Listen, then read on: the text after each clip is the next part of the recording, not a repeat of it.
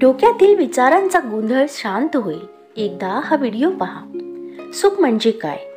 प्रत्येकाच्या सुखाची परिभाषा वेगवेगळी असते. फक्त तुम्हाला कशाने सुख मिळतं त्याचा विचार करा. बाकीचे त्यांची लाईफवर कशी जगत आहेत त्यांच्याकडे लक्ष देऊ नका, कारण त्यांचे विचार वेगळे असू शकतात. आणि तुम्हाला एखादी गोष्ट करून सुख मिळत असेल तर ते कायम करावं, कारण हे तुमचे आयुष्य आहे आणि ते तुम्हालाच पुढे घेऊन जायचं आहे. जेव्हा नेगेटिव्ह विचार येतात, कारण अजून तुम्ही त्या व्यक्तींचा ऐकता जे तुम्हाला दुखवतात. पॉझिटिव्ह व्हिडिओज बघत चला, त्याला फॉलो करा, स्वतःला बिझी ठेवा त्या कामामध्ये जे तुम्हाला आवडेल. वेळ निघून चाललेली आहे, वय वाढत चाललेलं आहे.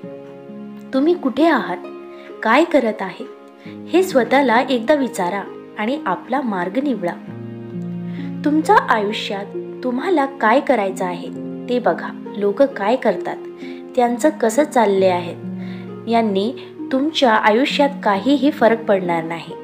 सगळ्यांच्या लाईफमध्ये प्रॉब्लेम्स असतात, ते फक्त तुम्हाला दिसत नाहीत.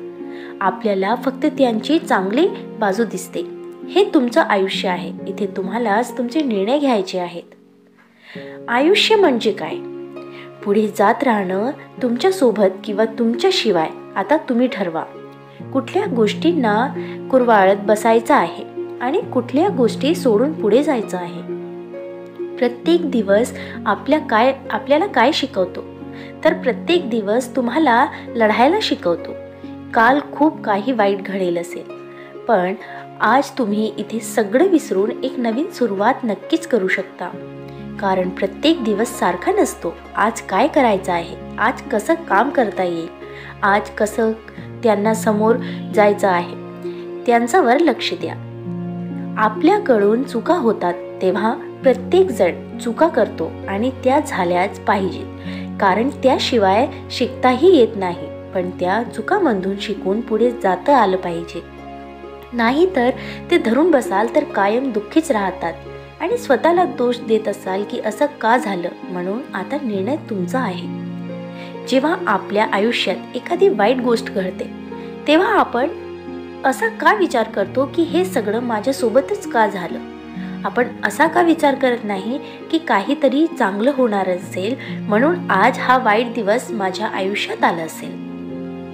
वेळ कशी निघून जाते, आपण विचार करतो की असं करू का तसं करू, हे झालं तर काय होईल, जर ते केलं तर काय होईल, आणि यांच्यामध्येच अर्धी वेळ निघून जाते.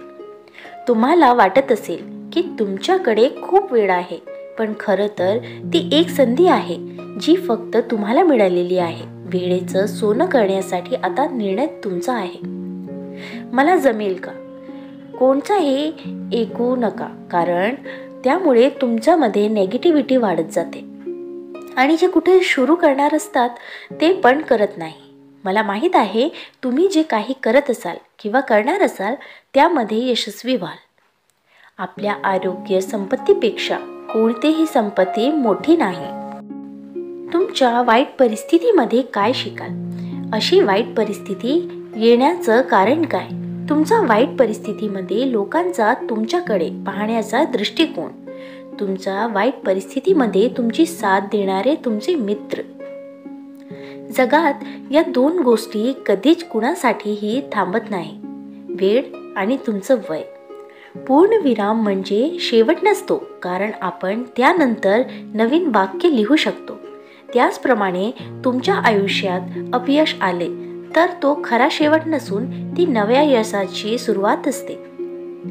पाण्याचा एक थेंब चिखलात पडला तर तो संपतो, हातावर पडला तर तो चमकतो आणि शिंपल्यात पडला तर त्याचा मोती होतो.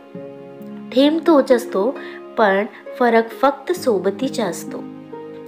मनातली माणसं आणि पायातली बूटं जर इजा करत असतील तर समजून जावं की ती आपल्याला मापाचे राहिलेले नाहीत. ही गोष्ट नेहमी लक्षात ठेवा. शांत आणि प्रसन्न मन हे शेवटच असं हत्यार आहे की जे जीवनातलं कोणत्याही प्रकारच्या आव्हानांना समोर जाण्यासाठी सज्ज असतं.